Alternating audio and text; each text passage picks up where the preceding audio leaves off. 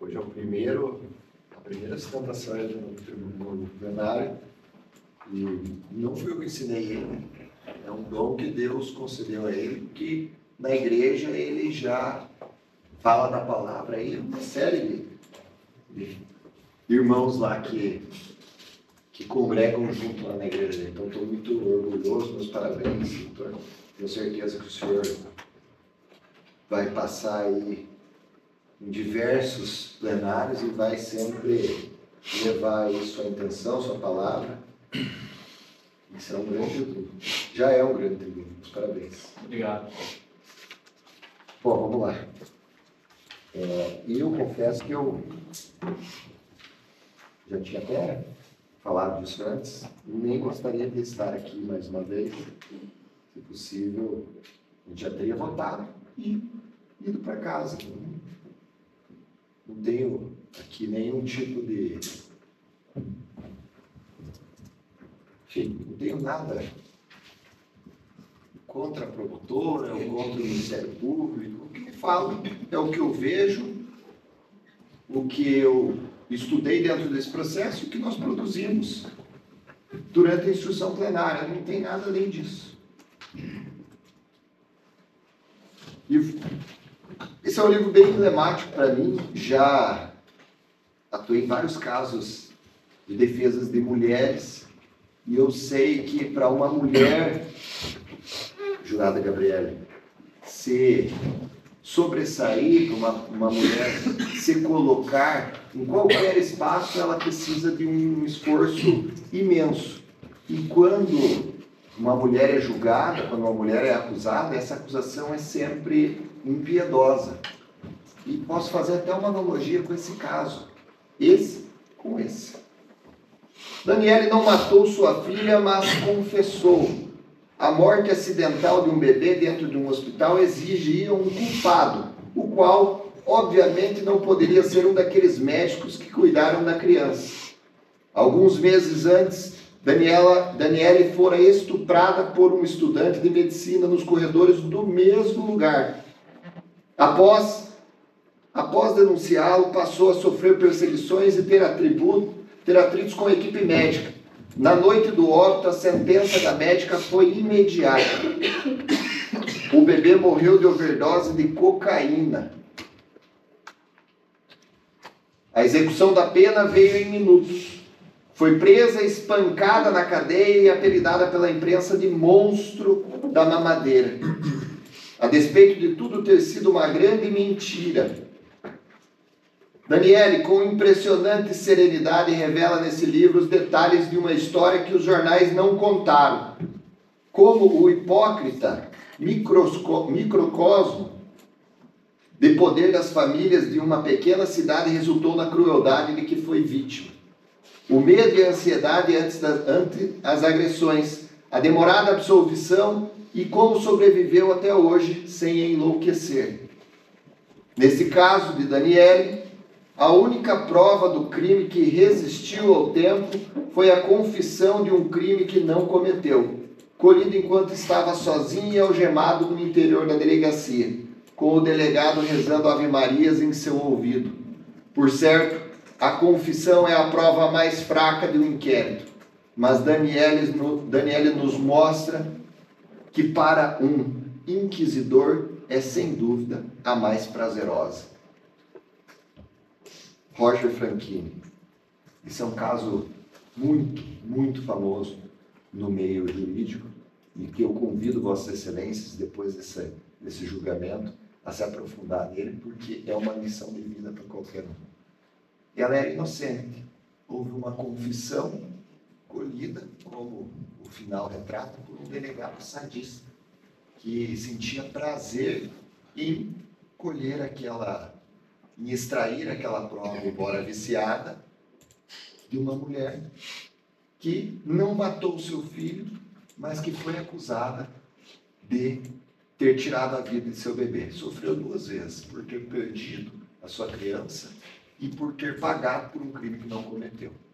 A mamadeira continha resíduos que eram de leite com uma medicação indicada pela pediatra e que acabou, infelizmente, tirando a vida da criança.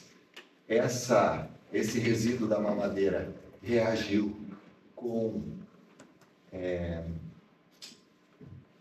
eu esqueci o nome do líquido azul que reage, o líquido que é colocado e ele fica azul, né, apontando citrato de cocaína, e com base naquilo ela acabou sendo presa, sofrendo um processo, sendo estuprada. Salvo engano, ela perdeu a visão de um olho na cadeia. Para ela, a sentença foi decretada de imediato, foi absolvida, é bem verdade. Posteriormente, se comprova que, de fato, aquilo não era um entorpecente da mamadeira, mas já pagou o preço. Esse caso aqui, nós temos duas injustiças.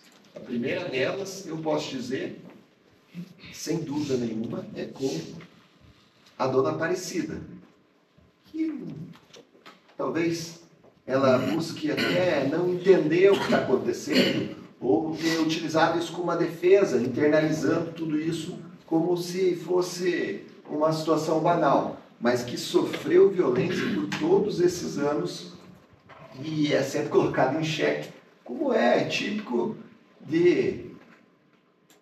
da cultura machista que nós temos, e não só dos homens com relação às mulheres, mas às vezes até mesmo das mulheres com as mulheres. A cultura machista está em todos. E a dona Aparecida aqui sentiu o sabor desse machismo, mesmo ele não vindo de um homem.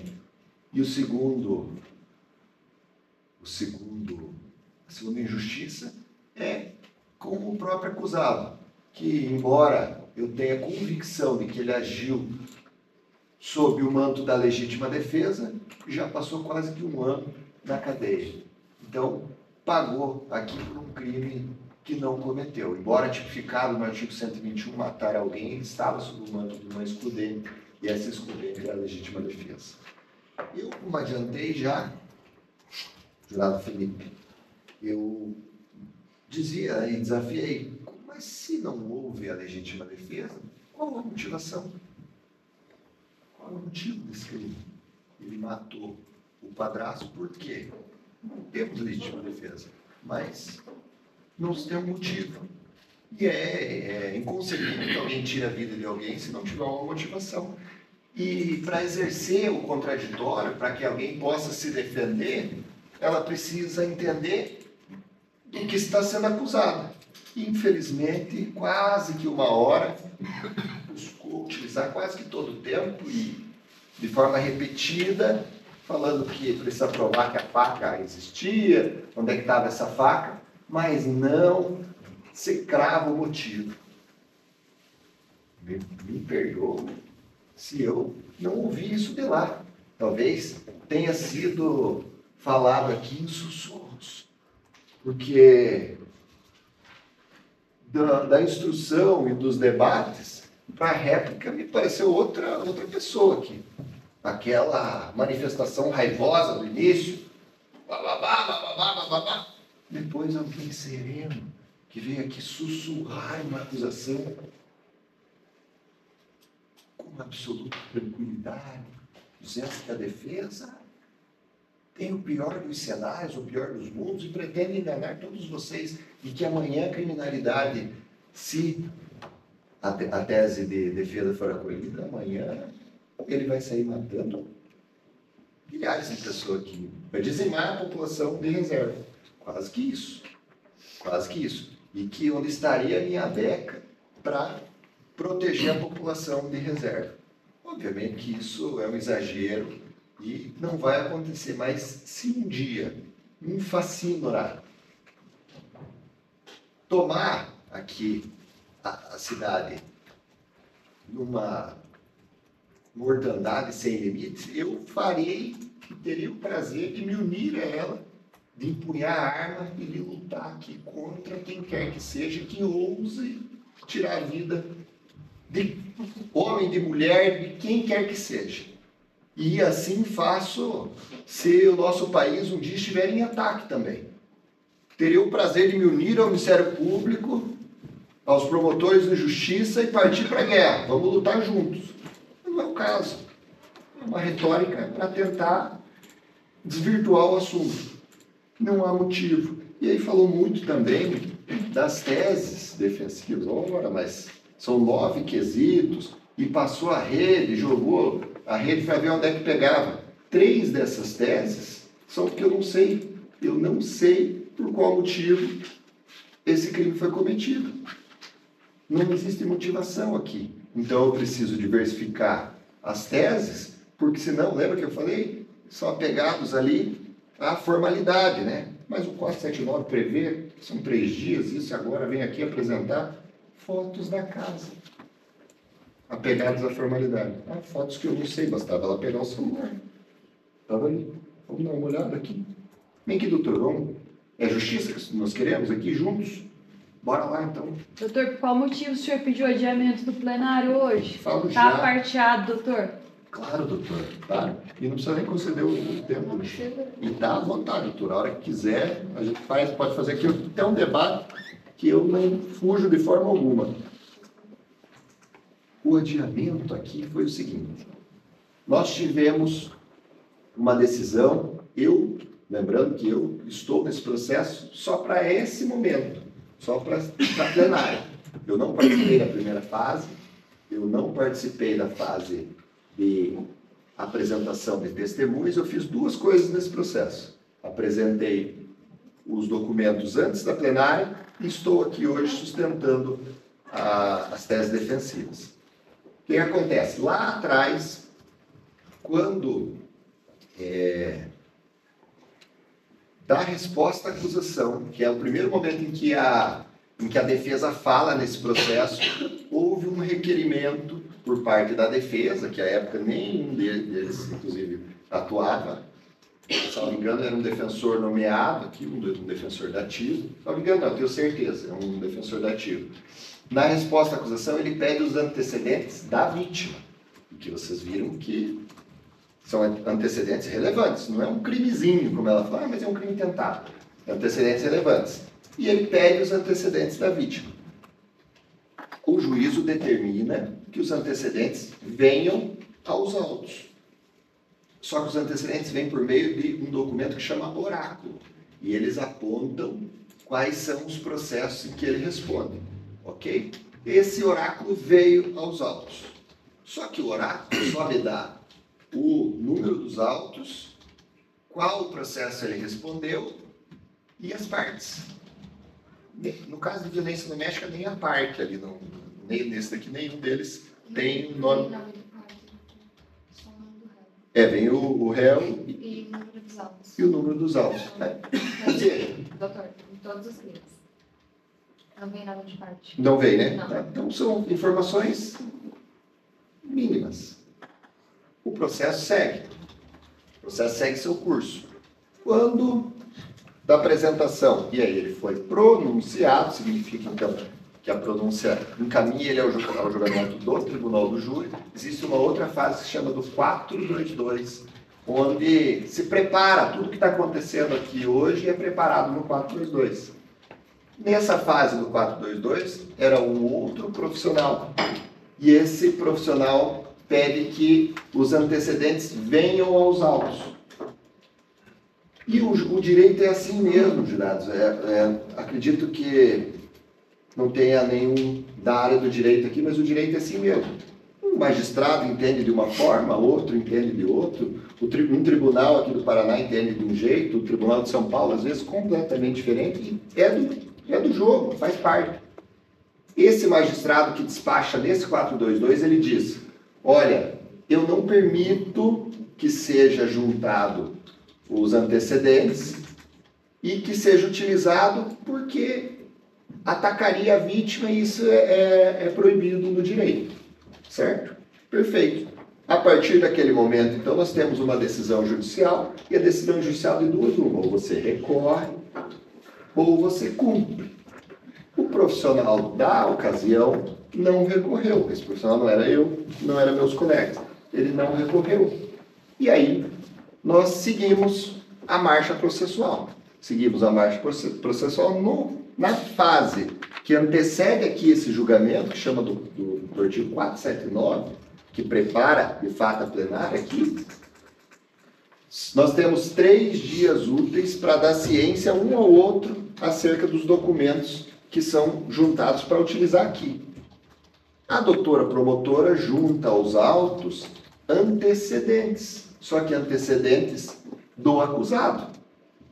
E não apenas o oráculo, mas todas as peças que são pertinentes aqui para a gente discutir os crimes que ele cometeu. Denúncia, sentença e recurso. E em um dos casos, umas fotos também. Certo? O que eu entendi? Nós tínhamos uma decisão que vedava os antecedentes da vítima. Da mesma forma, nós precisamos, em analogia, em paridade de armas, que seja vedado também o do acusado. Nós já temos o oráculo lá, é suficiente. E exclusivamente foi só isso que ela juntou. Os documentos dos processos que ele já respondeu. E eu não tenho interesse nenhum de esconder isso dos jurados. Em processo algum.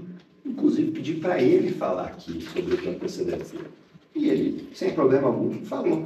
Ainda é difícil você confessar um crime ou falar de um crime para uma pessoa igual a ele, ainda foi muito mais difícil.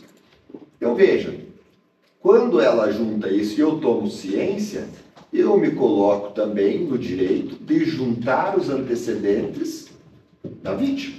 Olha, se vão juntar os antecedentes do meu cliente, eu também juntarei o da vítima, porque o pau que bate em Chico tem que bater no Francisco também. O que vale para um tem que valer para outro. Sabe o que chama isso de justiça? Nós vamos lutar aqui, em igualdade. Eu, dentro da tese defensiva, a doutora dentro da tese acusatória. E aí o que acontece? Quando dá juntado desses documentos, há uma análise do juízo, mais uma vez, acerca do que foi juntado. Nem a doutora impugnou o que eu juntei, e nem eu impugnei o que ela juntou. Porque eu não impugnaria mesmo, eu acho que é do jogo. Mas, quando da decisão da doutora, que analisa a regularidade dessa juntada, ela passa a permitir, então, que eu junte aos autos os antecedentes e, inclusive, a utilização desses antecedentes no plenário. E eu rendo aqui todas as minhas homenagens, antes que eu termine aqui de falar, a Vossa Excelência, porque eu acho que nos últimos... Não sei se eu fui tão bem recebido, tão bem tratado, e também nunca vi uma postura de tanta retidão assim, no plenário, com respeito com ambas as partes. E no momento em que a doutora precisou ser dura, ela foi dura, tanto comigo como com o Ministério Público. E aqui eu me sinto que eu estou lutando somente dentro da tese defensiva. Em casos, às vezes, a gente luta contra um magistrado que não entende que a defesa tem ali as suas razões e alguém que tende mais para a tese acusatória. Aqui não. Aqui a gente tem a balança igual. Vai pesar mesmo para quem tem razão na tese. A doutora nunca se imiscuiu disso e nos tratou aqui de forma igual. E eu agradeço e certamente também nesse meu caderno aqui vou mencionar a senhora quando for lembrar desse júri. E aí o que acontece? Quando a doutora autoriza a juntada e a utilização, eu não consigo, porque o meu sistema não permite ingressar em processos que têm segredo de justiça, diferente da doutora promotora. Se ela quiser, ela vai acessar, vai extrair os documentos, porque o sistema dela permite. Ela é a titular da ação penal, então ela tem acesso a todas as ações penais. Eu não. Eu estou adstrito aqui a um sigilo e tenho que respeitar esse sigilo. Se eu quiser que essas ações que estão em sigilo venham aos autos, eu preciso pedir ao juízo, o juízo deferir o meu pedido e elas têm que vir ao processo para que a gente possa analisar. Como são várias ações, e são ações que versam acerca de violência doméstica familiar, eu não sei o que tem lá dentro. Pode ser que tenha um documento apenas, uma absolução, algo irrelevante que talvez a gente fizesse aqui tranquilamente. Mas pode ser que seja uma ação bastante densa e que exija um estudo mais elaborado, embora eu tenha uma equipe grande, isso demanda o meu trabalho. E eu preciso também ter conhecimento de tudo, porque senão eu não vou conseguir aqui expor para vocês. Quando eu percebo dessa situação, eu venho dentro do prazo e venho e me manifesto aqui no plenário. Olha, excelência, nós temos aqui ações já que está permitido, e eu não tenho mais prazo do 479, os 3 dias de antecedência, por óbvio, né? Que a decisão é posterior. Já que eu não tenho mais prazo, o meu pedido aqui é que a gente faça a redesignação da sessão, junte a cópia dessas ações penais, conceda o prazo de 3 dias para a doutora promotora analisar e também o prazo para eu analisar. E a doutora disse que não, e que está tudo bem, eu acolho a decisão, cumpro a decisão, estou aqui para fazer o júri. E é só isso. Diferente do que a doutora promotora falou, eu acho que ela não entendeu, talvez agora fique um pouco mais claro. Não, doutor, segue não claro. Vou até apartear o senhor aqui mais uma vez. Não tem problema nenhum de dar o tempo ao advogado. Não precisa dar. Tá bom, por gentileza, sem problemas. Descansar. Família, né? Não, fique tranquilo, para não prejudicar o senhor. O senhor está falando que não foi a questão dos antecedentes, está juntado desde setembro de 2024. E tratando-se o oráculo? Oráculo, doutor. Oráculo é o antecedentes. Razão pela qual. Cópias. Não, vou Assim esperar como o a senhor senhora falando. juntou. Pois não, doutor. Claro. Vou ter respeito, pode falar. Desculpe, doutor. Não, imagina. Então, continuando, está juntado desde setembro de 2024 a certidão de antecedentes oráculo da vítima. Tratando-se de vítima falecida, não vai ter novos crimes depois, até porque se tiver pendência de crime, a extinção da punibilidade com o óbito da vítima, que é claro. O senhor está falando que não foi autorizada a questão de certidão de antecedentes, inclusive o senhor juntou ao movimento 251.2. O senhor está sendo contraditório, doutor. Claro, Peço que o senhor esclareça. Esclareço, sim. Por gentileza. A certidão que foi juntada lá atrás, teve uma nova decisão que restringiu o uso. E o senhor juntou em contraponto confrontando essa autorização? Então, o senhor desrespeitou a ordem judicial quando o senhor fez o juntado 251.2? Foi assim, olha, que juntou. Não, doutor, o antecedente da vítima foi o senhor. Sim. A autorização era de proibição de as cópias do meu violação. cliente, doutor. Sim, doutor. E eu me achei no direito de também o senhor pedir. achou no direito de desrespeitar a ordem judicial. Não, doutor, pelo contrário, eu cumpri a ordem judicial. Não parece, doutor. No 251.2 está claro. Os doutores vão continuar, senão eu suspendo 5 minutos. Não, de jeito nenhum. Vamos adiante. Vamos, daqui a pouco vamos descansar. Claro, totalmente resolvido. Tá nos autos. E aí nós temos, então, essa questão do adiamento que está absolutamente superado. É uma questão que pode ser discutida num recurso, pode ser que nem seja, pode ser que seja acolhido, pode ser que também não seja. E isso é a justiça, isso é um processo, assim que funciona, e eu respeito as decisões. A doutora decidiu por permanecer. Eu, sinceramente, eu gostaria de estar aqui, de fazer esse júri, porque quem sabe na data que ela agendasse eu teria um outro compromisso e não conseguiria estar aqui. Então, estou aqui, estou fazendo esse júri de forma muito prazerosa. Jamais fiz algum requerimento para tentar, e me manifestei nesse sentido, para tentar procrastinar ou atrasar um pouco mais, porque o prejuízo, inclusive, não é do Ministério Público, não é meu, não é dos jurados, é do acusado que está preso. Seria somente esse o prejuízo. Ah, mas haveria despesas do oficial de justiça, tá? Todo mundo é assalariado aqui, inclusive a doutora promotora. E a gente está aqui para isso. Eu ganho honorários, mas a doutora, o oficial de justiça, magistrado, servidores da justiça, eles ganham salários. E a gente está aqui para trabalhar, e é para isso que vou gastar mais, vou gastar menos. Essa é a justiça. Para se alcançar aqui a verdade, para se alcançar a justiça, por vezes a gente precisa designar uma sessão. Acontece sempre, ela sabe disso, embora ela tenha polemizado essa situação. Então vamos. A questão dos quesitos, são quesitos... Colocou lá os quesitos, só falta isso. Né? Confere ali no note, doutor, mas a gente passou aqui. Entendeu? Ótimo, é isso mesmo. Então já podemos ir para a materialidade lá, se o senhor puder colocar, Júnior. Sociedade Radical, Diamante PM. É só para PM, não vou falar nada. Nossa. Nós somos um escritório, provavelmente os que estão aqui devem conhecer. O escritório da Ledoni representa policiais no Brasil inteiro e é advogado da PM aqui no Paraná. Então, eu jamais desrespeitei ele aqui, isso ficou muito claro. Inclusive, disse a ele que eu respeitava muito tanto o policial como a instituição da Polícia Militar. É aos policiais militares que nós nos socorremos. Mas, por outro lado, também, quando há uma acusação, penso que é fácil para eles. Quando há uma acusação do Ministério Público, são os advogados que socorrem a Polícia Militar. Não penso que é o Ministério Público, não. É implacável. É implacável. Eu duvido se 80% dos policiais militares aqui no Paraná, que tenha mais de 10 anos de atuação, não tenha sofrido um processo em que o Ministério Público é o autor. Doutor, o senhor se falta essa estatística, da onde que o senhor está tirando? Só para o jurado saber. Ah, suposição. Entendi.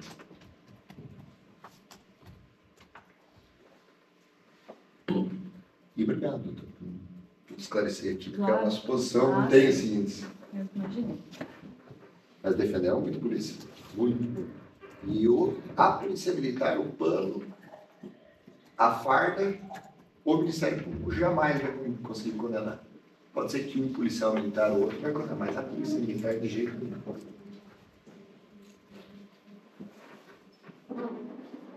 Tem as alternativas. Eu falei a lesão do acusado legítima defesa. Ah, lesão no acusado, né? Ela falou aqui onde que está a lesão no acusado, mas não falou onde que está escrito que a legítima defesa exige que o acusado seja lesionado. Isso não existe. Tem a menor... Não é abraçado por absolutamente nenhum instituto. Nenhum doutrinador fala isso. Nem o mais aliado aqui às teses acusatórias ao Ministério Público. Ninguém fala que para existir a legítima defesa, alguém precisa ser. O acusado precisa estar lesionado. Então, numa lesão, e não precisa ter lesão. E ainda assim, ele está sob o manto da legítima defesa.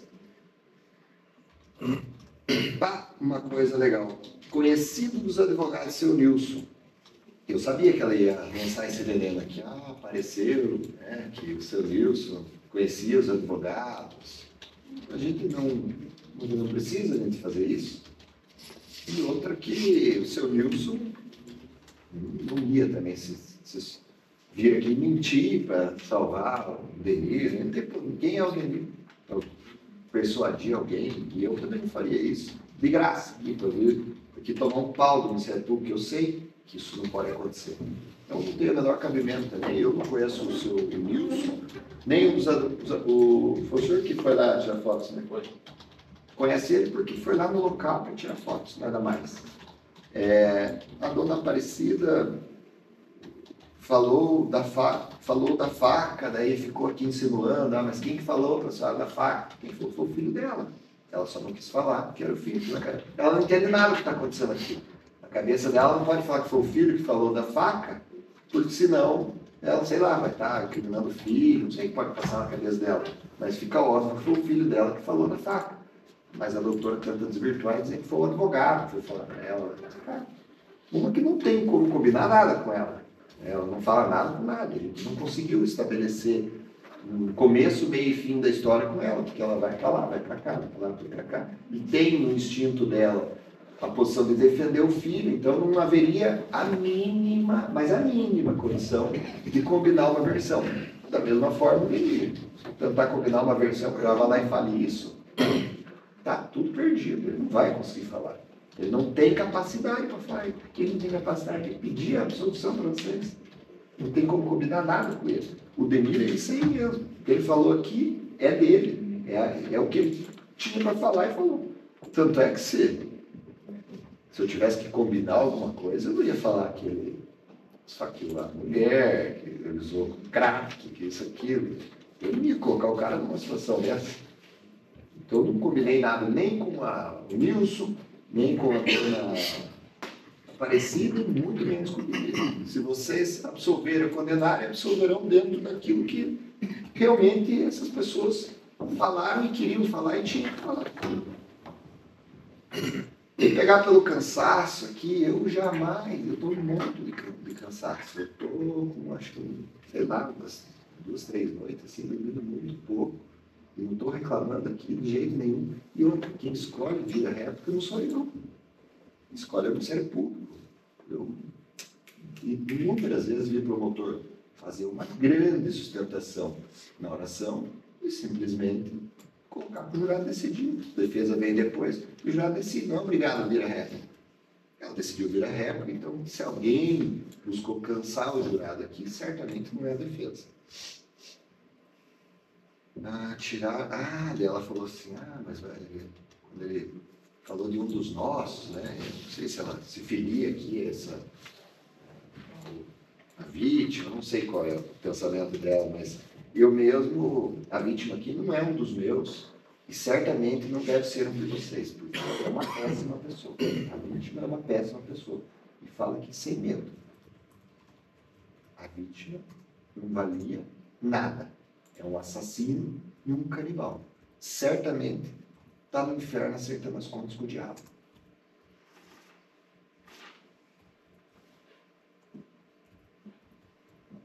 A da redução também, não sou eu que digo quem é quanto de redução, mas se quiser pode constar em ato, doutora. Eu peço a redução mínima. Se for acolhido alguma redução de pena aqui, pode reduzir no mínimo, pode constar na ata, não tem problema nenhum. Nós seguimos... também isso aí é bem comum, especialmente quando a gente vai fazer um júri fora do Estado, mas aqui no Estado tem acontecido também. Nós seguiremos aqui na comarca, como se eu fosse um alienígena aqui. De fato sou, né? Eu não sou daqui, de reserva, mas eu sou da região, sou de Manoel Ribas, eu nasci em Manoel Ribas. Continuo com a minha família lá em Manoel Ribas e tenho íntima relação aqui. Eu acredito que a doutora não saiba, então ela também não é daqui, isso não tem problema nenhum.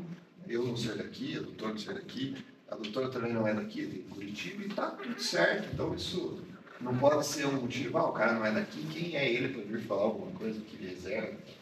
Não leve por esse lado. O que nos une aqui é o nosso país, como eu disse, se precisasse, eu dava as mãos com o doutor, com quem quer que seja, de qualquer estado que for, vem de lutar pelo nosso país. Eu sou brasileiro e luto pela minha pátria. Então não importa se é de reserva, se é de Curitiba, se é de São Paulo, do Rio Grande do Sul, do Nordeste, nós somos brasileiros, somos irmãos, filhos de um só Deus. E aí ficou também aquela situação, né? Ninguém entende como é que alguém usa uma bainha e não tem o facão.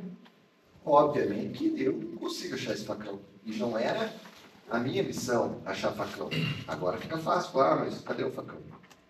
Tá, eu que digo isso. Se alguém que carrega uma bainha tem que carregar um facão. É a mesma coisa com um policial militar usar um coldre e não ter um revólver ali. Não existe, não tem lógica. Então, raciocine, como eu disse anteriormente, né? A lógica é a rainha das provas. Eu não tenho facão, eu não vou arrumar facão em lugar nenhum. Mas não era eu que tinha que fazer isso. Né? Tinha gente, foi investigador, foi policial militar, não acharam facão, mas será que procuraram esse facão também? Um que eu perguntei que o senhor fez, a diligência não fiz. Sei lá. Mas a bainha estava lá. O Nilson falou da bainha, a dona Aparecida falou da bainha. Eu não consigo imaginar que alguém use uma bainha e não tenha o facão. O que fizeram com o facão? Sei lá. O senhor está imputando a polícia militar, a polícia civil? Claro que não, doutora. Claro que não. Porque o policial militar falou que não viu, que fez a vasculha. Sim, doutor. Agora, qual tipo de vasculha que ele fez? Nem eu, nem a senhora vai fazer saber. Está descredibilizando o papel da Não polícia. é, doutora.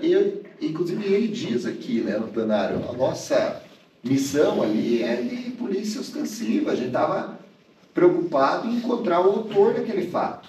Em segundo lugar, uma madrugada, num lugar ermo, eu não vou enfiar minha cara no mato aí, não sei quem é, não conheço o cara. Pode ser que um denir da vida, um pé sujo, mas pode ser um grande criminoso com um fuzil na mão e vai tirar a vida dele, tem filho para criar.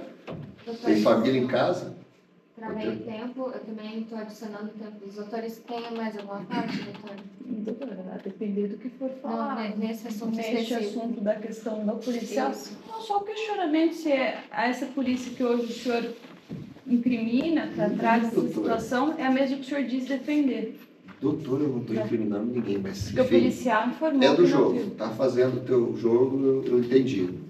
E tem respeito muito. Eu não penso que eu estou aqui degladiando com a senhora, porque eu tenho respeito muito, não só à Polícia Militar, respeito ao Ministério Público, está cada um aqui no seu papel. A doutora faz e faz muito bem, e reconheço que é uma grande promotora, e certamente tem uma carreira brilhante pela frente.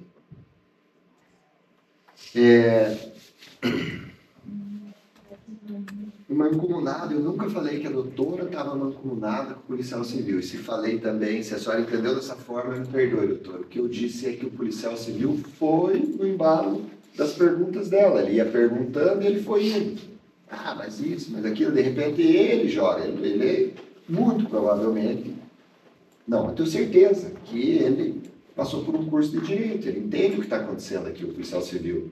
Então, o que ele pensou? Se a denúncia é um homicídio com o meio cruel, ou recurso que dificulta a defesa da vítima, eu vou no embalo das perguntas da doutora, mas não que está mancomunado, a senhora não combinou nada com ele, eu acredito nisso. Não houve um combinado e isso dificilmente acontece, tanto com os advogados como com o Ministério Público. Eu mesmo nunca vi promotor combinar alguma coisa, como também nunca vi de advogado fazer isso. É igual que eu não, eu sei que tem, mas eu nunca vi.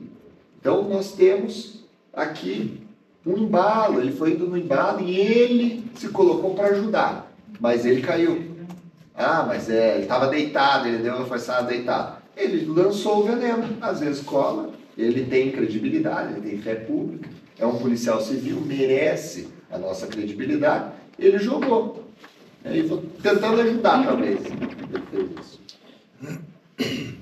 E aí é isso. Rebato todas aqui as questões que o Ministério Público trouxe para falar agora dos quesitos.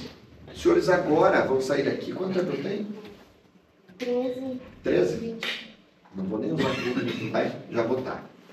Nós temos aqui quesitos que os senhores em instantes receberão cédulas de sim e de não e votarão cada um dos quesitos. São 3 quesitos obrigatórios: materialidade, autoria e o quesito genérico que chama o jurado absolve o acusado. O primeiro deles é o da materialidade. Materialidade nada mais é do que o crime. Aconteceu esse crime? Aconteceu... Não, perdão. A morte. Houve essa morte? Alguém morreu? Sim, está lá. O nosso Santo Ivanil Sebastião Ribeiro, não sei como é que vão, depois que canonizar ele, não sei como é que vão usar, mas o Santo Ivanil morreu? Morreu. Então nós vamos votar sim na materialidade. Nem eu e nem a doutora discordam disso. Então os dois votam sim na norminha. Tá bom? Então o voto sim na primeira e o voto não na segunda, que é a do descarte. Próximo, por favor. Autoria. E aí diz, é um outro quesito obrigatório. Quem é que matou o cara do quesito anterior? Autoria. O acusado Denir concorreu para a prática do crime acima descrito na medida em que desferiu contra a vítima Ivanil Sebastião Ribeiro golpes de foice? Sim. Ele veio até aqui e disse: fui eu que desferi esses golpes.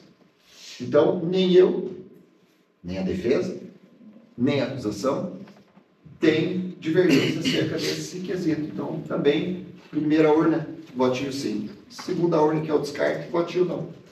E aí nós temos o terceiro quesito obrigatório. O jurado... Antes de explicar o terceiro, a nossa tese defensiva é da legítima defesa. Entende-se em legítima defesa quem, usando moderadamente os meios necessários, repele injusta agressão, atual ou eminente, a direito seu ou de outro.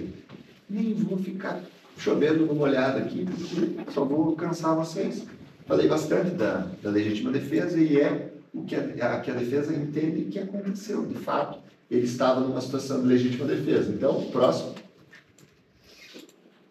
Nesse quesito, que é o terceiro quesito obrigatório, serão perguntados. O jurado absolve o acusado Denir Lemes Machado? Aqui há uma divergência, porque o Ministério Público diz que não há legítima defesa, que os senhores devem votar não. A defesa diz, e afirmo sem sombra de dúvida, que os senhores devem votar sim, sem medo de errar. Ele estava em uma situação de legítima defesa. E pense em uma coisa,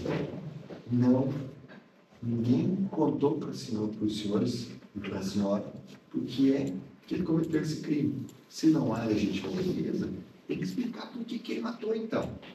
E ninguém disse isso. Eu também estou esperando até agora. Então, a defesa pede que votem sim. Se a maioria, né, sempre só vai abrir até a maioria, alcançou o 4º voto, para de contar. Então, caso os senhores, nesse terceiro quesito, votem pelo sim, pela absolução, abrindo os 4 votos, acabou a votação, a gente para por aqui e não segue aos demais quesitos. A votação se encerra, porque não tem lógica daí votar nenhum outro quesito, se ele já está absolvido aqui no quesito genérico. Então, autoria, materialidade, sim. Autoria, sim. Absolução, sim. Acabou a votação. Doutor, o senhor não me convenceu. Eu acho mesmo que as pessoas devem andar com uma bainha sem facão. E não concordei com você. Não gostei da cor da tua gravata. O senhor é lá de Curitiba e a gente não gosta de Curitiba. E não sou de Curitiba. Não quero votar nesse daqui. Vou votar não e ele vai ser condenado. Beleza. Nós articulamos aqui outras teses defensivas e o Ministério Público, da mesma forma, tem quesitos aqui que vão ampliar a pena. Aqui ele está condenado pelo homicídio consumado. Mas se os senhores, nos quesitos posteriores, reconhecerem que houve, então, aquela situação do recurso que dificultou a defesa da vítima, essa pena vai ser elevada. Então, é um jogo, né, embora ela diga, nossa, uma série de teses da defesa, uma acusação também. A acusação tem o pedido de condenação, mas tem 2 pedidos para ampliar essa pena. Como a defesa tem ali 2 pedidos para poder reduzir essa pena. Então, tudo certo. Então, nós vamos ao próximo caso, os senhores entenderem na condenação, vamos ao próximo quesito, que é da desclassificação. E nós entendemos que ele não tinha dolo, ele não tinha vontade de matar. E se vocês analisarem também, dentro daquela lógica, a lógica é a rainha das provas. Agora, se ele quisesse efetivamente matar, se o plano dele, se ele queria matar, ele tem que preparar, né? Ele separou a foice, ele tem um motivo, também nós não sabemos, tem a motivação, tem a foice, tem a preparação, faz uma campana no cara e pau! Quem quer matar, não dá uma, fala, eu acho que ele já vai morrer. E foi isso que aconteceu. Isso, ninguém combinou aqui. Ele saiu dali e foi para lá. Inclusive, o seu Nilson, quando chegou lá, estavam os 2 por ali e ele não seguiu desferindo golpes. O que é nítido, então, que ele não queria matar. Quem quer matar faz o quê? Muitos golpes. Nossa, temos um golpe. Então, entendemos que a intenção era, tanto é que ele morreu depois, horas depois, foi para Francisco Beltrão, não me lembro qual cidade que ele falou, depois foi para Ponta Grossa. E talvez tivesse um pouco mais, era um local mais próximo de um atendimento, talvez ele sequer tivesse morrido. Então, temos aqui um pedido de desclassificação para a intenção dele, então, que seria de lesionar e a culpa depois no resultado disso. Ele queria uma lesão, conseguiu a lesão, então ele tinha dó de lesão, tinha vontade de lesionar. Mas ele queria matar? Não, mas ele morreu. Então ele vai responder por lesão corporal seguida de morte. Está escrito ali no 129º, que se resulta a morte, as circunstâncias evidenciam que a gente não quis o resultado, nem assumiu o risco de produzi-lo, a reclusão é de 4 a 12 anos. Lembrando que não é uma peninha.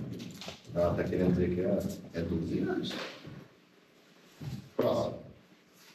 Então, nesse quesito de desclassificação, nós pedimos que votem sim, né? O Denir, desferindo golpes, o Denir quis apenas causar lesão corporal à vítima invalil? Sim. A vontade dele, o dolo dele era de lesão corporal. Então, a defesa pede que votem sim. Primeira tese defensiva seria de um outro crime. Próximo. Aí, como eu disse, né, nós não sabemos, então, a motivação. Se não tem ali a legítima defesa, a gente não sabe por que ele matou. Ele fala aqui que houve a legítima defesa, por conta do todo, mas nós não precisamos admitir. Então, a gente precisa trabalhar teses aqui alternativas. Os senhores podem, então, entender, e o senhor pode entender, talvez, que o motivo é de relevante valor moral, o senhor pode entender que seja social, e a senhora entender que ele agiu sob domínio de violenta emoção, após injusta provocação da vítima. Então, são três diferentes aqui. A primeira delas, se o agente comete o crime impelido por motivo de relevante valor moral. Pode passar adiante, por favor. E o Denis cometeu o crime impelido por relevante valor moral, uma vez que a prática do ato se deu com o objetivo de proteger a sua mãe das condutas da vítima. Jurada Gabriele, se entender que ele protegeu a mãe, se aquela conduta ela se deu por conta de uma proteção, nesse quesito que a senhora vai reduzir 1/6 da pena. Pode ser que reduza um pouco mais, mas vai reduzir a pena que no fritar dos ovos não é um pouco de redução só. Próximo. Violenta emoção, né? Se o agente comete o crime sob o domínio de violenta emoção, logo em seguida de injusta provocação da vítima. Vamos adiante. Violenta emoção. Acusado Denis cometeu o crime sob o domínio de violenta emoção, logo em seguida a injusta provocação da vítima, Ivanil, que havia lhe mordido, bem como diante da prévia discussão entre eles. Então, houve uma discussão anterior por conta da mãe, que ele estava dando uma chave de braço, aquela situação toda que vocês conhecem aqui. E daí ele dá uma mordida lá e ele vai e joga a foice na cara dele. Não tem ângulo, enfim, não sei. Se não é a legítima defesa, ninguém apontou outro motivo, então pode ser que seja por isso. Se vossas excelências entenderem que é por conta da mordida e da discussão da mãe... Foi logo em seguida, doutor? Mas não sei, né, doutor? Que tinha que me dizer isso aí é a senhora, eu que estou esperando a senhora me dizer, se quiser, pode usar. Estou perguntando, o senhor está falando para os jurados. Eu me defender, eu tenho que saber qual é a acusação, doutor. O senhor está pedindo para os jurados decidirem assim, mas é o jurado que vai decidir, tem o livre conhecimento. É que o senhor está falando, esqueceu do logo em seguida, então, doutor. Só para relembrar. Então, votem pela violenta emoção. Votem sim. Seguir. Pode passar, por favor, Júnior.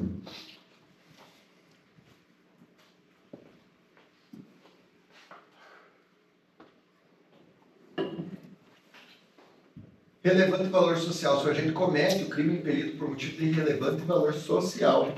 Pode passar o próximo, Júnior, por favor. Então, aqui nós temos um quesito. Se o acusado Denis cometeu o crime impelido por motivo de relevante valor social. Uma vez que a prática do seu ato se deu como objetivo de matar um homicídio e um canibal. Está lá indo... acho que nós pegamos ainda. É só a terra ali que está a digitação terra. É só dali, né? Só canibal, né? Então, mataram um homicídio e canibal.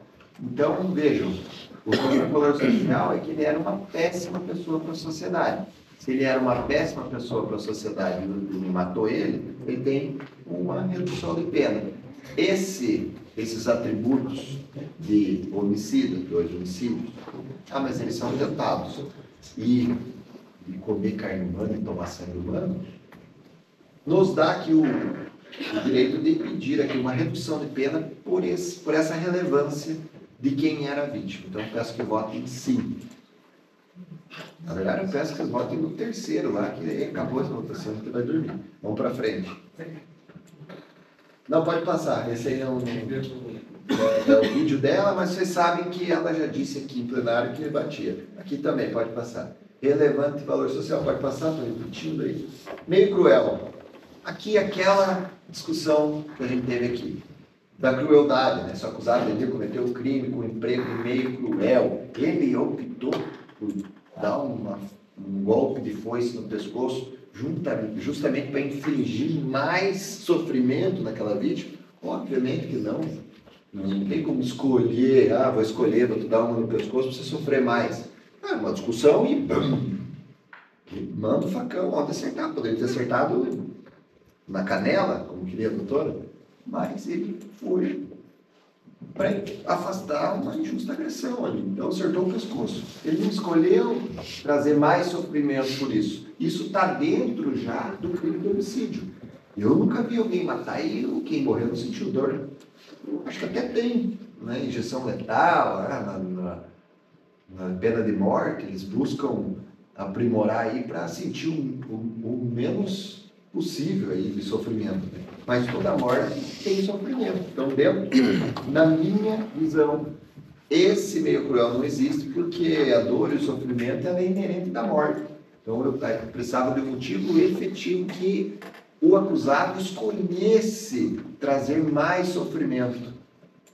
A exemplo, talvez, de tortura, usar de técnicas de tortura, ou matar de fome, ou matar de sede, ou matar asfixiado, ou matar numa câmara de gás. Isso a pessoa escolhe infligir mais sofrimento na pessoa. Porque na câmara de gás, inclusive, a pessoa demora quase 15 minutos para morrer. Então, são 15 minutos de dor e sofrimento.